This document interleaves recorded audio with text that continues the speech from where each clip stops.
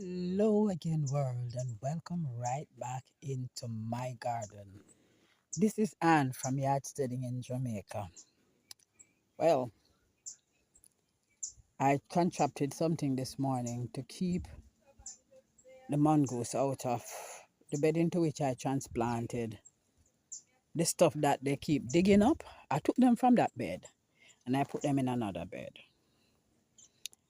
So that's what my MO was last night.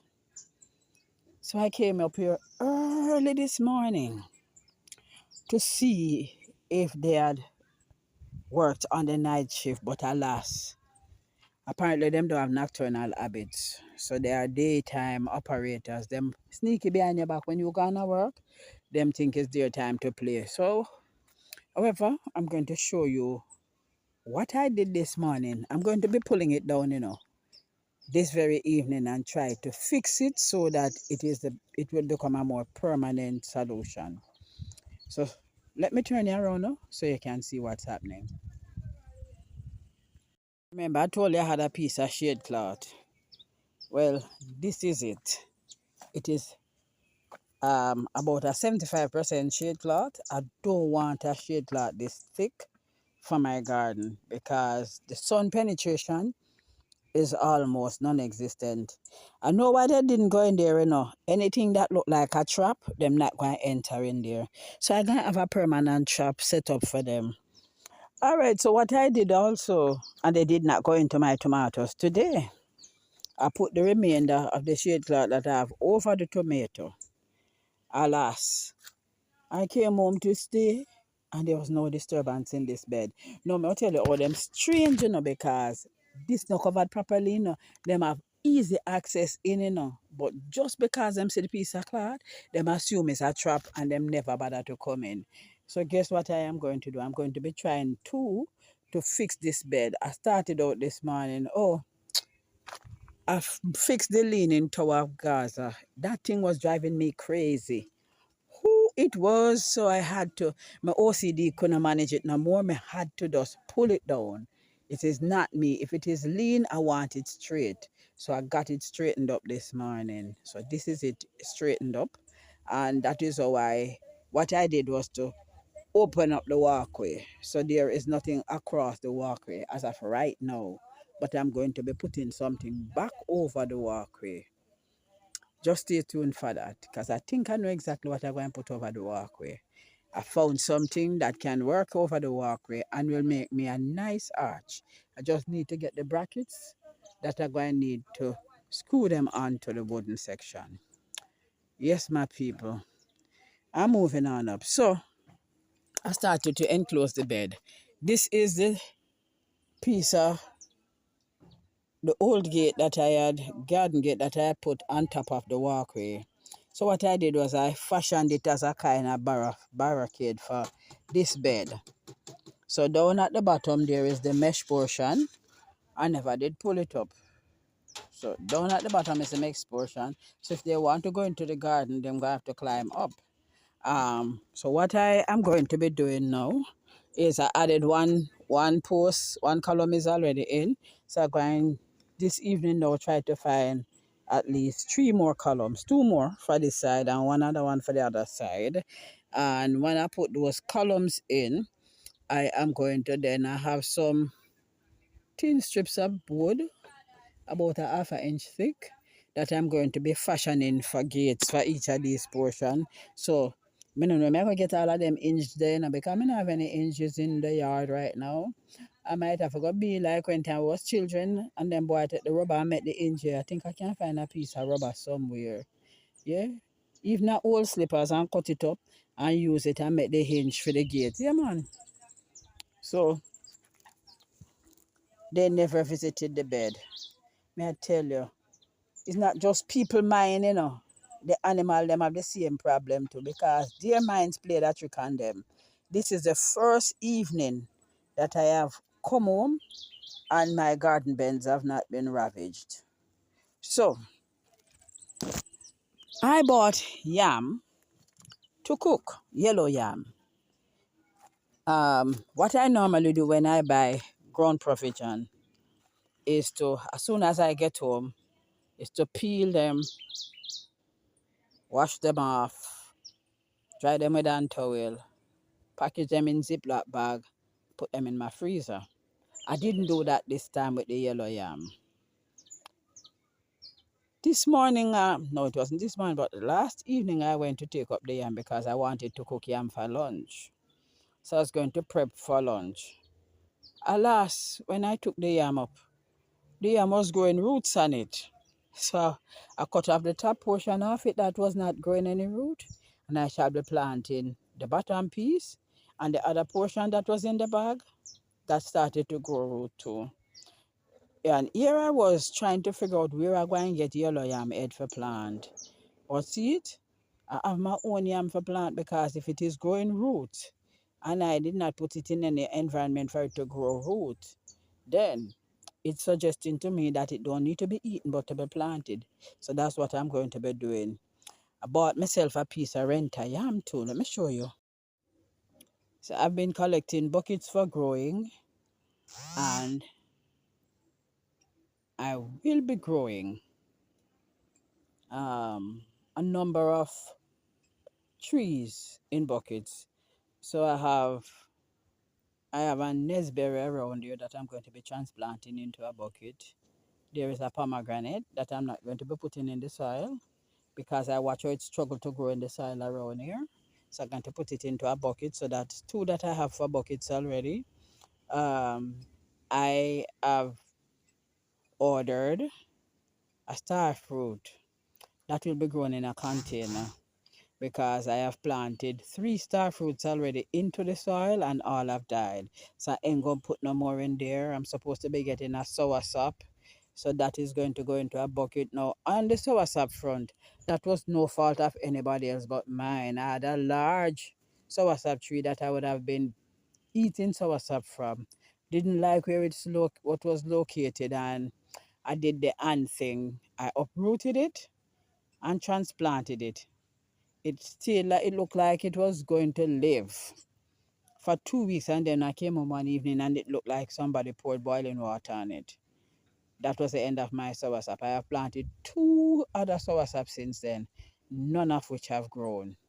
They died, and I planted them in the backyard. So the soursop tree is going to come to the backyard, but it's going to be in a container. I have one of those 650-gallon water tanks that either Beryl or Ralph took off my roof. It got busted some, so I'm going to be cutting it. I'm going to be cutting it, and I'm going to be utilizing a portion of it as a grow bin, and the other portion I want to use as a fish tank. Don't laugh, because I've been wanting to grow fish for a season and then some. So yes, so I'm going to be getting a piece of mesh to put over the top of it, and I'm going to situate it somewhere in my garden, because all things that grows, whether it be alive and breathe or it be planted and grow, will be in the garden. Yes, oh yes. I thought of putting the fish in the front yard, but I don't want to scare anybody in my yard. I tell you, I have the weirdest children on earth. Don't know where them come from with the level of weirdness where them have, but they are mine. I go have to appreciate them with childless off. Nevertheless, today I am going to be sowing. I'm going to be sowing some carrots that I should have sown 2 days ago, some beets, and some onion. I deliberately delayed the carrot because I wanted to do the sowing one time so that I could track everything in the same bread. So stay tuned for that. All right, so here we are. These are my bins into which I'm going to be sowing seeds today. Oops, sorry, the camera took a tumble. The camera took a tumble. Can you believe that? Let me see if I can fashion a stand and put it on so that you can all see what I'm doing in the bins. Okay, that's not bad at all. All right, so the first thing I tend to do when I'm going to sow carrot is to moisten the soil. And I realize that doing it for all seeds makes it so much easier. Pardon me here. I have a little teeny, what do you call it now? Spray pump story. And it becomes clogged sometimes. I was spraying the orange insecticide this morning, and I was so lazy I couldn't even bother to go and get this thing to strain the thing as I normally do. So now I have issues because I get the mouth of the thing clogged up. Let me take the little time to clean it out properly now, so that I can get a good spray going. All right, let's do this. Let's do this. All right, it's clean now. All right, let's do this. That's better. Let's repump and spray. So yes, as I was saying, moistening the soil prior to sowing the seed, I find has granted or given me better germination. Why? Because the seed itself makes contact with something that is already dampened, and then when you sow the seed and you sprinkle the lighter soil on top of the seed, you dampen again. So it is damp beneath, damp above. So it is encased in moisture, so to speak. So you tend to get better germination. I think that is what I changed in my carrot growing endeavor, and I've reaped a ton of success in growing carrot. That's what I have been doing. That is what I have been doing differently. I have applied the same technique, as it were, to all the other seeds that I have been growing, and I realized that doing so has actually yielded better result. So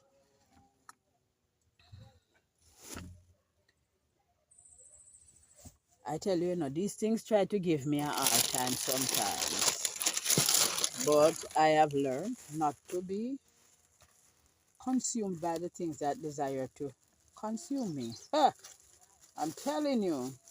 Don't know if anybody else having problem. I purchased lettuce seeds, and I have sown lettuce seed on how many occasions now? Quite a few. And I have not gotten a single lettuce seed to germinate. Anybody else having that problem? I'm going to be sowing all of that today. I have okra seeds to sow, to plant. So these are the carrots that I'm going to be sowing. I'm sowing all that is in this bag. I don't like to thin seeds, but in this instance, I might jolly well have to thin. So, because all I do is just broadcast the seeds, and the strongest per people them survive, okay? That's kind of what I do. And if the soil, like I said, if the soil is soft enough, what I'll do is I'll harvest some as baby carrots, and the rest, what I'll do with the rest is allow them to grow. If I had rabbits, then I would, the ones that I wouldn't have so much of a problem to thin if I had rabbits, because the rabbits will eat the carrot, the tops. So just allow them to grow to a particular height, then thin. We'll see what happens. I'm praying that this will germinate and that I'll have another fabulous bouquet of carrots. So I will be topping it off shortly. I'm going to be doing the same thing now with the beet seeds. I almost plant the beet in the wrong place because the beet must go into the further side. This is the onion bin. Let me see if I find the onion seeds. These are the onion seeds. So I think I stole from this package and it never germinated. This is the one I bought in the farm store. You know what I'm going to do? I'm going to put half of this and half of the other one, so that I know the other one will germinate. I don't know if anybody else is like me because how does one tell me how somebody lost a package of seed? It's not just one seed in there, no. The pack having about 6 or 8 different seeds, and I and have lost the package of seeds. So I've plant Mr. Louis Scott onion as well as the no name onion. So we will see what we will see. This is early Texas grano. Don't know what grano mean. Maybe large, I don't know. So I'm going to be sowing this one. And I'm going to be uh, sowing all of what's left in the pack. Because I sowed from this already. I think those are what I have growing. Most of which I transplanted recently. And the mongoose have torn to shreds. So there we go again. The mongoose saga. Yeah, so I do the same thing with the onions. I just broadcast the seeds, and if I have to thin, the ones I'll take out, I'll replant them. It's not like the carrot where it creates a problem if you replant. The onions can be removed and placed in other areas. So I realize that a lot of these seeds, when you plant a sparse amount, them don't do so well at germination, but when you plant a vast quantity, they tend to germinate very well. I don't know why. If anybody has a reason why they do that, please feel free to share. All right, so the beets now. I'm planting all of this beetroot.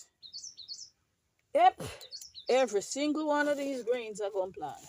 I like the beet seeds because they are chunky and easy to manipulate. So this is me planting the beets.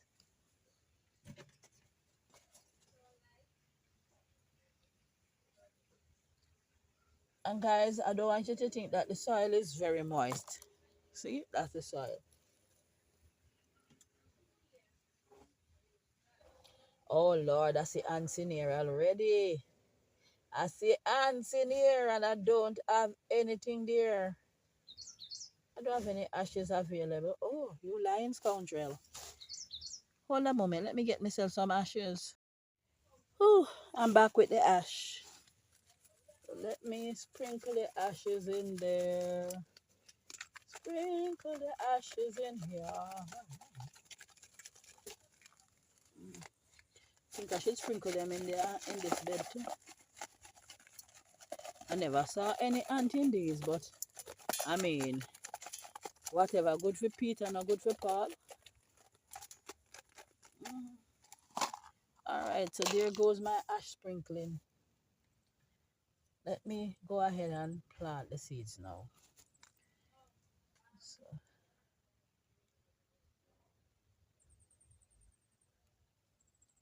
this tend to be a little bit more time consuming, whereas with the onions and the carrot, I just throw them in the bin. Tend to be a little bit more meticulous with the beads. Don't know why. It's favoritism, don't? Favoritism. Favoritism. So I'm going to plant as many as can grow because I don't normally thin beets either. I don't like to thin my things. I don't like to throw them away. I think it's wasteful. So I prefer not to grow too much than to try to grow a lot in a space and it can hold and then I have to be throwing them away. Like I said with the carrots, I will wait until them get to the stage that you classify them as baby carrots and I will have those because I like them. Truth be told, I'm told that we can actually eat the carrot tops. I don't know if I want to try that one. I tasted it already and I know it's kind of on the bitter side. Can I tell you that I really don't like bitter food? No, don't. Well, that's as much as can hold in there. So I'm going to have to find somewhere else to plant the rest of these. So I don't want any beetroot in with my onion or in with my carrots. Thank you so very much.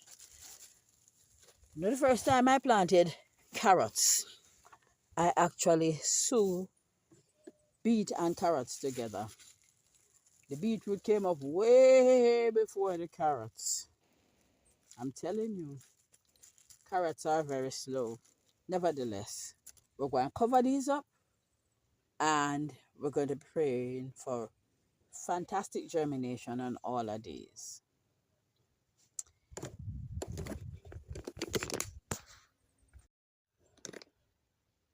Okay, peeps, that's all there is for this evening. I will be doing some more laborious and noisy work to close out the evening. And I would not put you under such torture because the hammer will be banging. The saw will be cutting because Miss Anne is going to try to mongoose proof her garden beds. As much as is humanly possible today, I'm going to be doing. Until we meet up again on this very channel, let me say thank you, thank you, thank you to all my subscribers, old and new. Thank you all for making it yard steading in Jamaica. If you are here and you have not yet subscribed to the channel, please to do so. Like the videos, share the videos, leave a comment, press the post notification bell so you can be made aware each time a new video is uploaded. Have a blessed evening. Jagai.